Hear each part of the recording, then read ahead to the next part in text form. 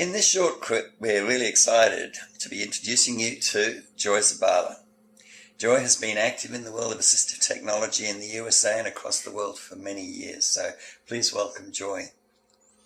Joy, can you tell us a little bit about your background? Yes, Michael. First, I want to say how excited I am about coming to Australia for the conference. I was a general education teacher. And sort of accidentally became a special education teacher. And when that occurred, there was some real serendipitous things happening in the technology world. I knew nothing about any technology, but the school where I began to teach had one of those early Apple grants, and we had to see if technology, or computers, they actually said at that time, were could make a difference in the communication of students with disabilities. And so it was very exciting. My students were little and fairly significantly disabled, not always a communication disability, but it was really fun to be challenged and not have a real clear sense of direction. It was those days when you could sort of experiment around. The wonderful thing was that it was just this amazing opportunity to use technology pretty much as a window to a child's mind and what they were able to do. And what was so fun is a child who nobody had any expectations really much about what they were going to do. They would use the technology and they'd do something that nobody expected. And then I'd say, gotcha, I know that you can do these things. Now let's see how we can make that happen. So that was my early involvement, and then eventually got much more involved in professional development because of those kinds of experiences. So what makes you most passionate? What most makes you so passionate about assistive technology? It's a hard question, isn't it? I used to think I was very passionate about assistive technology. And what I've learned is that I'm very passionate about participation in learning. Okay? Yeah. And for many people, without the technology, their participation is more passive and their opportunity to learn is tremendously diminished. And I think that passion about that had to do with those days when you thought, if I just had the super alphanumerator, that perfect device, everything would be fine. Yeah.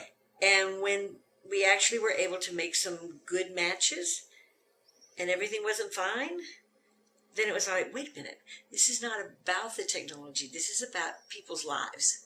And this is about living and learning and the functions that have to do with all of that. And that's really where the passion lies.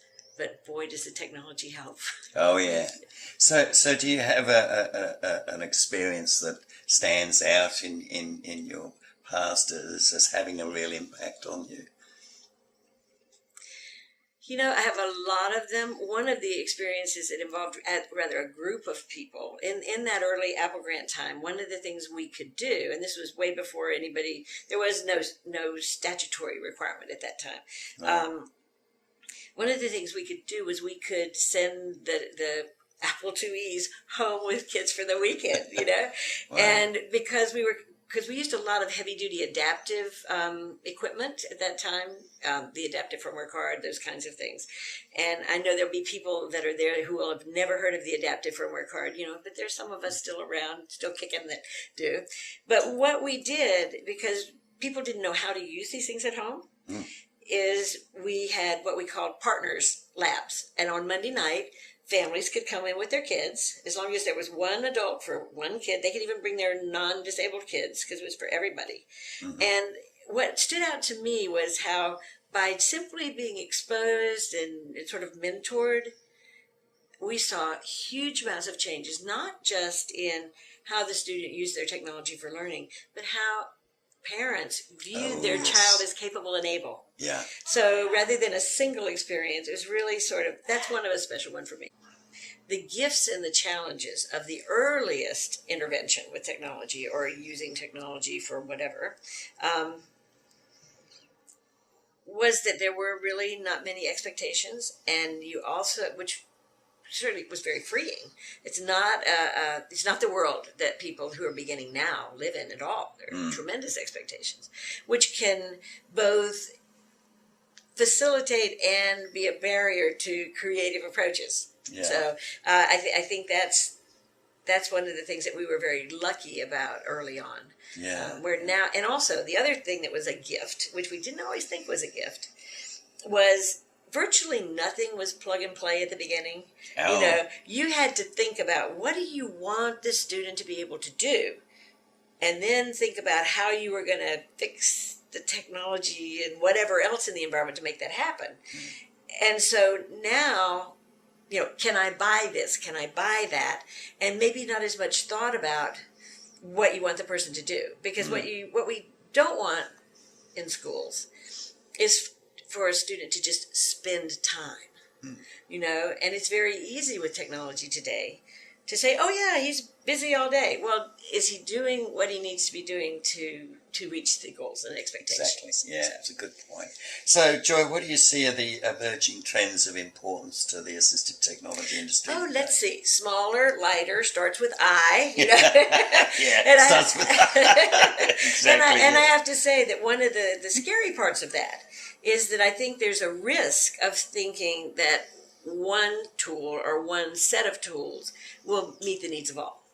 Certainly the incredible flexibility in the very lightweight, easy to manage, easy to carry around tools is a tremendous gift. Yeah. And the fact that all of these tools are becoming ubiquitous in the environment, they're not about AT tools. They're about tools that everybody's using and everybody's comfortable with, which does some really wonderful things about sort of the whole idea of being inclusive and your equipment not looking different or whatever. But on the other hand, when something that looks different is actually creating incredible opportunities that would not be possible with one of the light handhelds kind of things, we really need to not abandon looking in that way too. So. Yeah, true. So many of the Spectronics staff, of course, are familiar with your workshops, etc., and your keynote presentations. So could you perhaps just share with us some of the topics that you'd like to share at the 2012 conference? Sure. Probably the things that I think are most important to me at this point really are sort of what I would call tool agnostic. They're not really about a particular tool and how that tool would be used, but sort of the thought processes behind, okay, here's my student, what do I think about, how do I make a good match? Some of those process pieces. The SET framework would be one of those that I know that people are familiar with. And of course, one of the things that I like to talk about the SET framework 15 years after its introduction, to talk about sort of what are people doing with it that's still pretty much aligned to the original thought, and maybe what have people done with it that's veered off a bit. And so I sort of like the opportunity to say, you want to hear about what I think it is, and since I was involved in its beginning, then I think my voice is a good one for that, to say, let's see if we can do a little redirecting here. It isn't a protocol, that kind of thing. Also, I'm deeply, deeply involved in universal design for learning. I work for CAST, and that is CAST's major initiative. And again, the idea with UDL, at one point, people saw UDL, even at CAST, as pretty much a technology initiative. And what we know is that it is an educational initiative or a learning initiative that is supported by technology. Which is just a little different focus, but can make a really big difference in how people approach that. So I'd love to talk about that. I'm also deeply involved in accessible instructional materials, and would like to talk about that too. So. Sure. Well. And anything else anybody asks about, I think all of us relish the moment to talk with people who are like-minded, to just say, well, what if? So, I'm expecting when I'm down there that there'll be people who will say, well, what about this? And what's great, I think, for all of us is that those of us who've been around a long time in this, which means we're getting old, is that we really have a strong attitude of possibility. And it's wonderful to say, okay, this is what we want to do. Let's put our heads together and think about how we might make this happen. So I would love to have some of those conversations with the very creative people who are in Australia.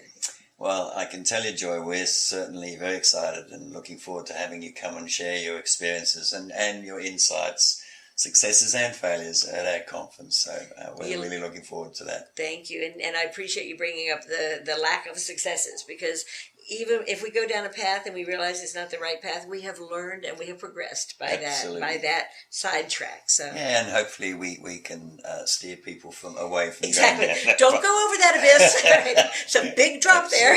Oh right. yeah, no, yeah. I think so. And one of the things, of course, that we want to always keep in mind is that the more prior planning and collaborating we do, the less likely we're going to fall over the abyss.